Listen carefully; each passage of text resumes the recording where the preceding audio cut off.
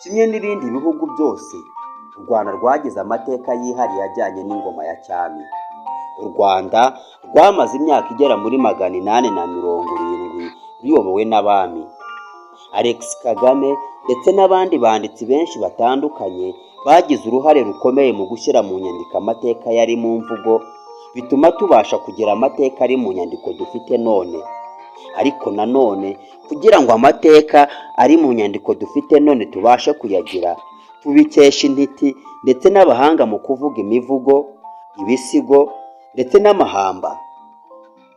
Aba babihererekanyaga mu miryango, bahererekanyaga ubwo bumenyi bafata mu mutwe ibyo bihangano byabo byabaga bibumbatiye amateka kugeza bishyizwe mu nyandiko. Iyo niyo mpamvu usanga ibitabo bimwe na bimwe bivuguruzanya mu kugaragaza ayo mateka, hari aho bigenda bidahuza. Icyakora kandi bigahuriza kutugaragariza ko abami batwaye u Rwanda baba bagera muri 28, bakaba baturuka mu muryango umwe wo mu bwoko bw'Abanyiginya. Turabasuhuje bakunzi b'Inganji mu Nganzo. Amahoro y'Imana akomeza abane namwe aho muri hose, ibyo murimo byose Uwiteka Imana akomeza abane namwe. Ora subscribe, share na like, dukomeze tukugezeho amateka y'u Rwanda. Ni ikiganiro umuzi w'amateka ku muco nyarwanda. Uhawe ikaze. Subscribe. Hagendewe ku buryo abiru n'ibisonga by'abami babigaragaje, abami b'u Rwanda batwaye u Rwanda mu byiciro bitatu bitandukanye: abami b'ibimanuka, abami b'umushumi ndetse n'abami b'ibitekerezo. Abami b'ibimanuka ni abakomoka kuri Shyerezo, baheraga kuri Shyerezo bakagera kuri Kazi. Naho abami b'ibitekerezo bwa mbere bivugwa ko baba baramanukiye mu Mubari mu burasirazuba bw'u Rwanda ahitwa ku rutare rwa Kinani. Aha hategekwaga n'uwitwa Babeja Muzigaba. Abami b'ibimanuka amateka tugaragariza ko baba baraturutse kuri Sabizeze mwene Nkuba, uyu akaba umwami wo hejuru. Sabizeze yavutse mu Gicuba, nyina yabuganijemo amata agitereka yagishizeho umutima w'Imana yeze. Nyuma amaze gukura ababazwa no kumva nyina witwaga Gasana avuga ukuntu yavutse, maze biramurakaza, niko kwivumbura ahita amanuka hano ku isi. Aho ngo niho izina Kirwa ryaba ryaraturutse. Muri uko kumanuka yari kumwe na mukuru we ndetse na mushiki we baza ku isi, maze bororokera ahitwa ku rutare rwa Kinani i Gisaka, ubu ni mu burasirazuba bw'u Rwanda. Aha bahasanze abandi bantu bari bahatuye, Ezenjene, abasangwabutaka. Dore uko bakurikiranyaga amazina yabo bagendeye ku buryo bagiye bororoka. Shyerezo yabyaye Kirwa, Kirwa abyara Muntu, Muntu abyara Kimanuka, Kimanuka abyara Kijuru, Kijuru abyara Kobo, Kobo abyara Merano, Merano abyara Randa, Randa abyara Gisa, Gisa abyara Kizira, Kizira abyara Kazi, Kazi nawe abyara Gihanga, Gihanga wahanze inka n'ingoma. Reka turebe abami b'umushumi. Abami b'umushumi ni abatazwi igihe bategekeye ndetse n'ibyabaye ku ngoma zabo. Aba bahera kuri Gihanga cyahanze inka n'ingoma bakagera kuri Kigeli wa mbere Rugwe.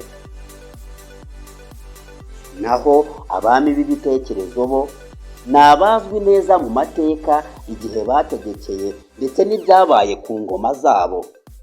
Abo bami bahera kuri Kigeli wa mbere Mukobanya bakagera kuri Kigeli wa gatanu Ndahindurwa. Ku bami b'ibimanuka nta bandi bagabekazi bavugwa uretse Gasani, umwamikazi wo hejuru. na nyina wa muntu ari we Nyampundu mushiki wa Kirwa. Aba bagabekazi bavukaga mu miryango y'abasangwabutaka b'Abazigaba ndetse n'Abasindi, ariko Nyirarukangaga nyina wa Gihanga Ngomijana we yari Umusinga. Ubu reka turebere hamwe urutonde rw'abami batwaye u Rwanda kuva mu 1991 kugeza mu 1960. Turaza kugenda tugerageza kugaragaza n'imyaka bimye ingoma ndetse n'imyaka batanze, ariko nanone ntituri bwibagirwe kuvuga ku bagabekazi ba buri mwami. Nk'uko twabibonye haruguru, bitewe n'uko amateka yabanje kugenda ahererekanywa mu mutwe kugeza n'ubwo ashyizwe mu nyandiko, usanga agenda avuguruzanya. Duhere ku bami b'ibimanuka babimburiwe na Gihanga wa mbere Ngomijana. Gihanga wa mbere Ngomijana yatwaye u Rwanda kuva mu 1191 kugeza mu 1124. Gihanga wa mbere Ngomijana nk'uko tubibonye yatwaye u Rwanda kuva mu 1191 kugeza mu 1124, ariko ibyegeranyo bimwe na bimwe bikatugaragariza ko yaba yaratwaye u Rwanda kuva mu 1081 kugeza mu 1114. Umugabekazi we ni Nyiragihanga Nyirarukangaga. Kanyarwanda Gahima. Kanyarwanda Gahima ni umwami mu bami b'ibimanuka watwaye u Rwanda kuva mu 1124 kugeza mu 1157. Gusa ibyegeranyo bimwe na bimwe bikatugaragariza ko yaba yaratwaye u Rwanda kuva mu 1114 kugeza mu 1147. Umugabekazi we ni Nyirakanyarwanda Nyamususa. Uyu mwami yavukiye Induba, ubu ni muri Gasabo y'ubu. Umwami wa gatatu mu bami b'ibimanuka. Umwami wa gatatu mu bami b'ibimanuka ni Yuhi wa mbere Musindi. Yuhi wa mbere Musindi yatwaye u Rwanda kuva mu 1157 kugeza mu 1180. Ibyegeranyo bimwe na bimwe bikagaragaza ko yaba yaratwaye u Rwanda kuva mu 1147 kugeza mu 1180. Umugabekazi we ni Nyirayuhi Nyamata. Uyu mwami yazize urw'ikirago, ntiyigeze agwa ku rugamba. Ni nawe kandi ubwoko bw'Abasindi bukomokaho. Umwami wa kane mu bami b'ibimanuka. Umwami wa kane mu bami b'ibimanuka ni Ndahiro wa mbere Ruyange. Ndahiro wa mbere Ruyange yatwaye u Rwanda kuva mu 1180 kugeza mu 1213. Umugabekazi we ni Nyirandahiro Kizigira. Umwami wa gatanu mu bami b'ibimanuka. Umwami wa gatanu mu bami b'ibimanuka ni Ndoba. Ndoba yatwaye u Rwanda kuva mu 1213 kugeza mu 1246. Umugabekazi we ni Nyirandoba Monde. Uyu Ndoba yabyaye abana benshi, abana 11 bose, ab'inkomoko y'imiryango myinshi, n'inzu nyinshi zigera mu nzu 14 ziboneka mu muryango w'Abanyiginya. Umwami wa gatandatu mu bami b'ibimanuka. Umwami wa gatandatu mu bami b'ibimanuka ni Samembe. Samembe uyu nguyu yatwaye u Rwanda kuva mu 1246 kugeza mu 1279. Umugabekazi we ni Nyirasamembe Magondo. Naho umwami watwaye u Rwanda ku mwanya wa 7 mu bami b'ibimanuka ni Nsoro wa mbere Samukondo. Nsoro wa mbere Samukondo yatwaye u Rwanda kuva mu 1279 kugeza mu 1312. Umugabekazi we ni Nyiransoro Nyakanga. Ruganzu wa mbere Bwimba. Ruganzu wa mbere Bwimba ni umwami wa munani mu bami b'impanuka. Yatwaye u Rwanda kuva mu 1312 kugeza mu 1345. Umugabekazi we ni Nyiraruganzu Nyakanga. Uyu mwami niwe watangije ibitero byo kwagura u Rwanda. Yaguye u Rwanda karahava. Yaguye mu bitero yagabye mu Gisaka. Yatanze akiri muto maze asiga inda yaje kuvamo umuhungu ari nawe wamuzunguye ku butware. Uwo muhungu akaba ariwe witwaga Cyilima Rugwe. Cyilima wa mbere Rugwe aba umwami wa 9 atyo ubami b'impanuka. Cyilima Rugwe atwara u Rwanda kuva mu 1345 kugeza mu 1378. Gusa ibindi byegeranyo bikatugaragariza ko yaba yaratwaye u Rwanda kuva mu 1458 kugeza mu 1489. Umugabekazi we ni Nyiracyilima Nyakiyaga. Uyu mwami azwiho kuba yarimye akiri muto, ariko nanone atanga ashaje cyane, akuze cyane hejuru y'imyaka 80 yose. Uyu mwami niwe wimutse abami babiri akiriho. Yimitse muhungu we Mukobanya, yimika nanone umwuzukuru we Sekarongoro Mutabazi kugira ngo azazungure se ku ngoma. Umusezero we uburahitwa Ibutangampundu mu karere ka Rulindo y'ubu. Rukuge Nyarume Rumeza wa mbere, Rumeza wa kabiri, Rubanda Nsoro wa kabiri byinshi aba ntiwigeze ubumva mu cyegeranyo tumaze kukugezaho cy'abami 9 b'impanuka. Hari andi mateka tugaragariza ko abami b'impanuka abami b'umushumi babimburiwe na Cyilima wa mbere Mukobanya. Mukobanya watwaye u Rwanda kuva mu 1378 kugeza mu 1411.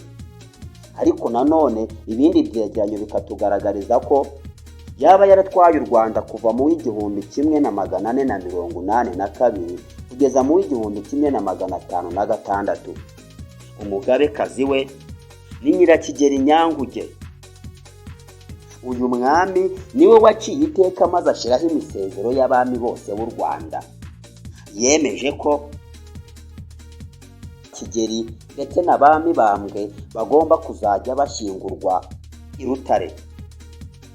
Yemeza ko abitwa ba Yuhi bagomba kuzajya bashyingurwa i Tumba ni Rulindo, naho abitwa ba Cyilima ko bagomba kuzajya bashyingurwa i Rutobwe ni mu karere ka Kamonyi y'ubu. Yemeje ko abitwa ba Kigeri n'abami bambwe bagomba kuzajya bashyingurwa i Rutare, ubu ni mu karere ka Gicumbi. Mibambwe wa mbere Sekarongoro wa mbere Mutabazi. Uyu Musekarongoro wa yatwaye u Rwanda kuva mu 1411 kugeza mu 1444. Umugabekazi we ni Nyiramibambwe Nyabadaha. Nyina Nyabadaha nta musezero agira kuko yatwikiye mu nzu mu Bunyabungo ubwo bahungaga ibitero by'Abanyoro. Maze ibyo bitero by'Abanyoro bituma umusezero utagaragara. Mibambwe aba umwami wa kabiri mu bami b'umushumi. Umwami wa gatatu mu bami b'umushumi ni Yuhi wa kabiri Gahima. Yuhi wa kabiri Gahima yatwaye u Rwanda kuva mu 1444 kugeza mu 1477. Umugabekazi we ni Nyirayuhi Matama. Umwami wa kane mu bami b'umushumi. Umwami wa kane mu bami b'umushumi ni Ndahiro wa kabiri Cyamatare. Ndahiro wa kabiri Cyamatare yatwaye u Rwanda kuva mu 1477 kugeza mu 1510. Umugabekazi we ni Nyirandahiro Nyirangabo. Uyu mwami ni nawe waherutse mu bami b'umushumi. noneho reka turebere hamwe abami b'ibitekerezo.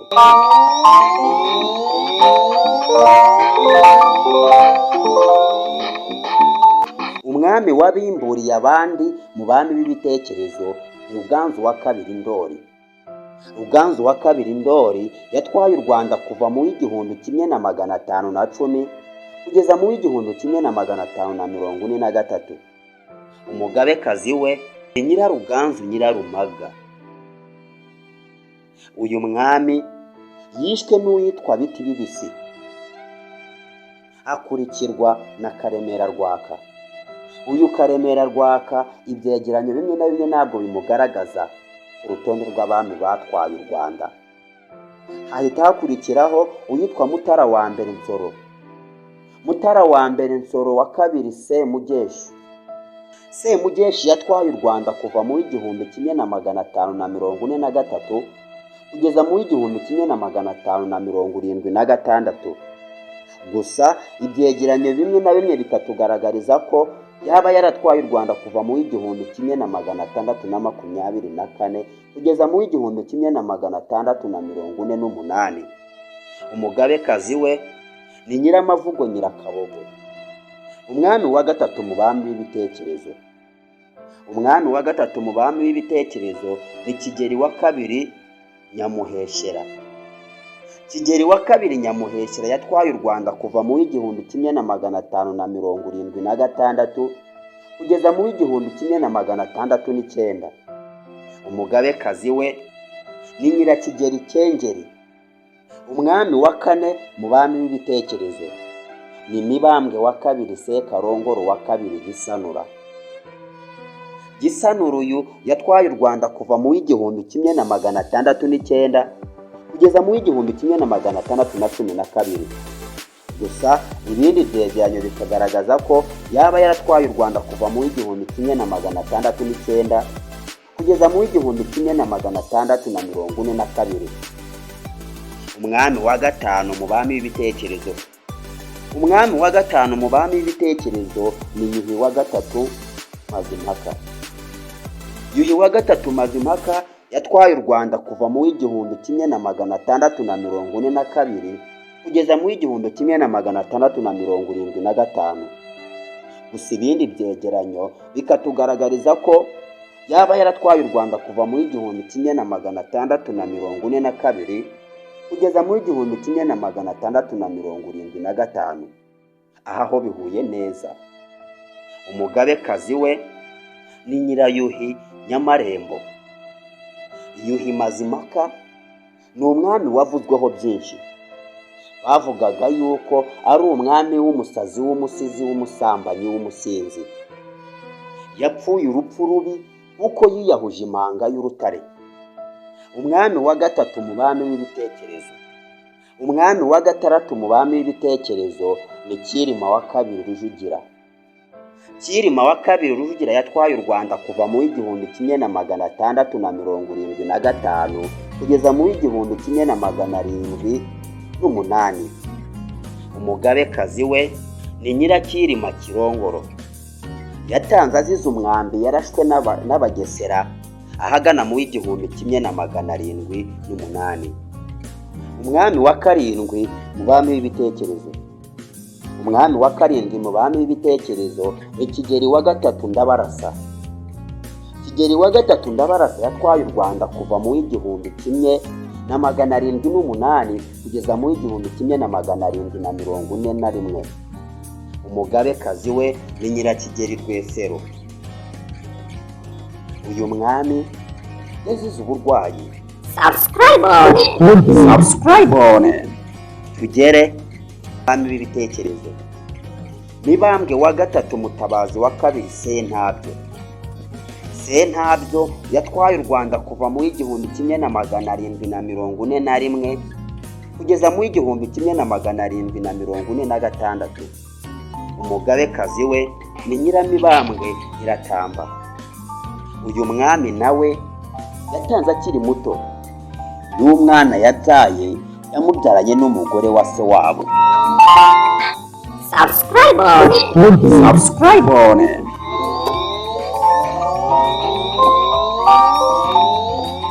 umwami wa cyenda bami b'ibitekerezo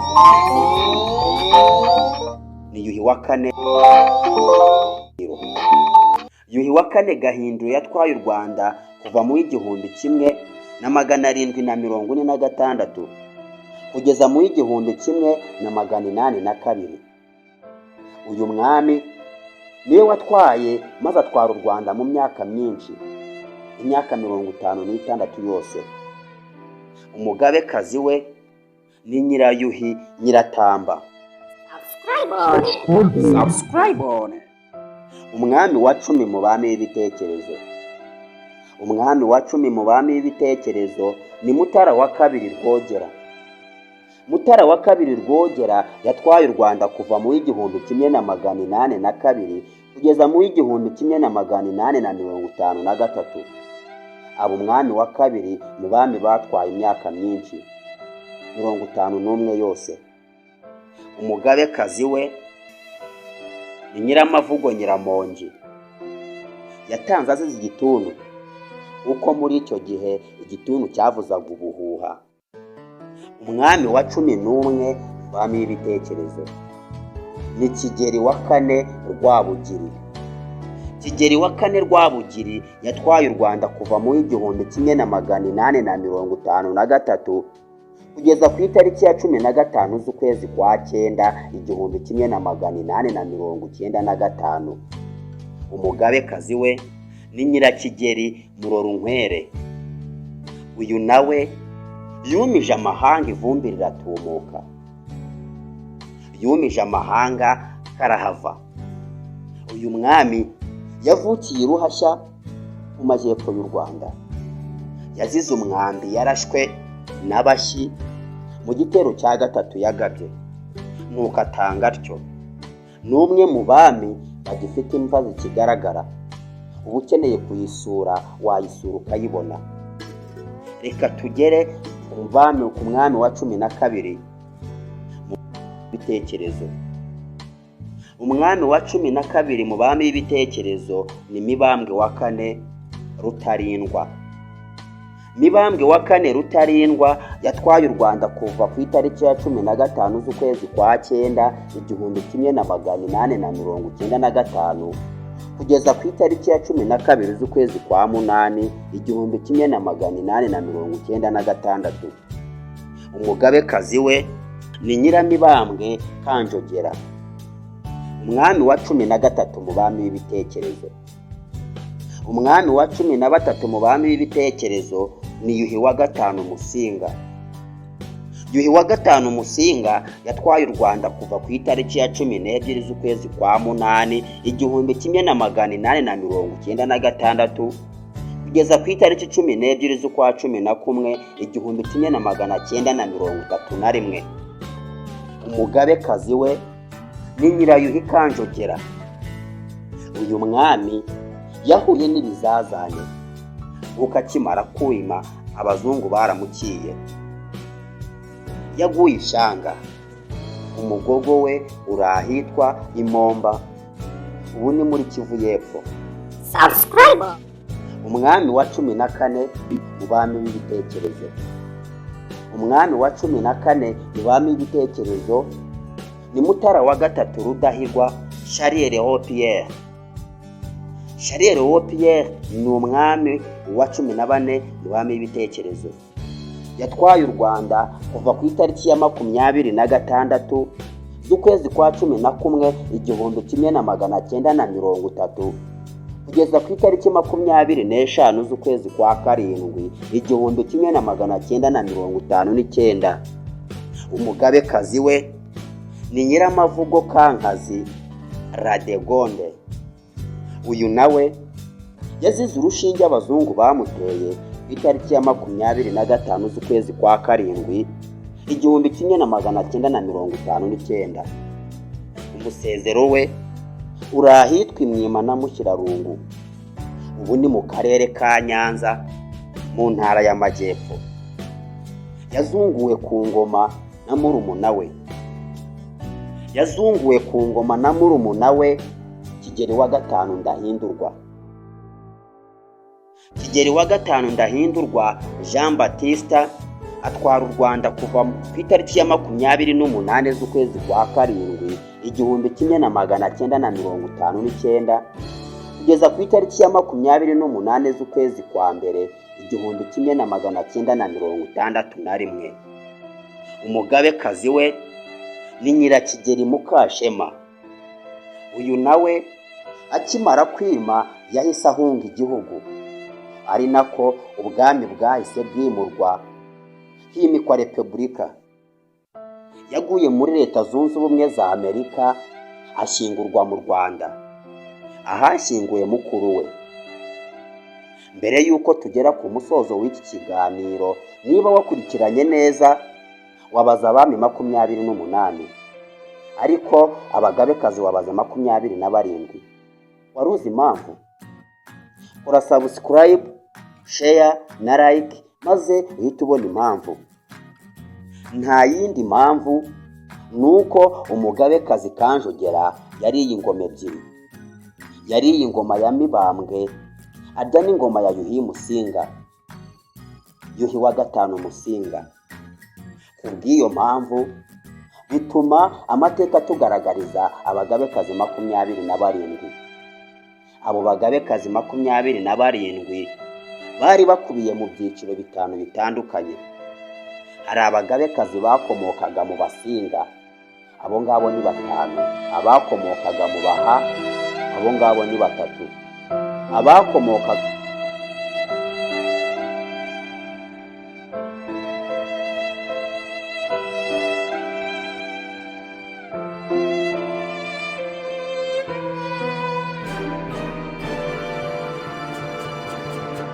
muri Leta Zunze Ubumwe za Amerika ashyingurwa mu Rwanda, ahashyinguye mukuru we. Mbere y'uko tugera ku musozo w'iki kiganiro, niba wakurikiranye neza wabaza abami 28, ariko abagabekazi wabaza 27. Wari uzi impamvu? Kora subscribe, share na like maze uhita ubona impamvu. Nta yindi mpamvu nuko umugabekazi Kanjogera yariye ingoma ebyiri. Yariye ingoma ya Mibambwe arya n'ingoma ya Yuhi Musinga, Yuhi wa gatanu Musinga. Kubw'iyo mpamvu bituma amateka tugaragariza abagabekazi 27. Abo bagabekazi 27 bari bakubiye mu byiciro 5 bitandukanye. Hari abagabekazi bakomokaga mu Basinga, abo ngabo ni 5. Abakomokaga mu Baha, abo ngabo ni 3. Abakomokaga mu Bakono, abo ngabo nabo ni 5. Abagabekazi bakomokaga mu Bega bo bari 13. Ariko kandi hakabaho n'abandi bagabekazi bataturukaga mu miryango y'ibibanda. Abazigaba bagize umugabekazi umwe, Abagesera nabo bagira umugabekazi umwe. Reka tuvuge gato kwikesha mvugo ku bami. Ntibavuga bavuga. Ntibavuga umurambo w'umwami, bavuga umugogo. Ntibavuga irimbi ry'umwami, bavuga umusezero. Ntibavuga gupfa k'umwami, bavuga gutanga. Ntibavuga aho umwami yapfiriye, bavuga umusezero. Ntibavuga kuyobora k'umwami, bavuga gutwara. Ntibavuga kujya ku butegetsi, bavuga kwima ingoma. Ntibavuga nyina w'umwami, bavuga umugabekazi. Ntibavuga umuhungu w'umwami, bavuga igikomangoma. Turabashimiye bakunzi b'Inganji mu Nganzo aho muri hose, uburyo mwakurikiranye ikiganiro cyacu kuva gitangiye kugeza gisoje. Ukeneye iki kiganiro wagisanga ku Nganji mu Nganzo YouTube channel, icyarimwe no kuri Facebook Inganji mu Nganzo. Wari kumwe n'umutaramyi wawe wakadasohoka. Tuyishimire Imana y'u Rwanda. Ibiganiro byacu byo nakagaruka naho ubutaha.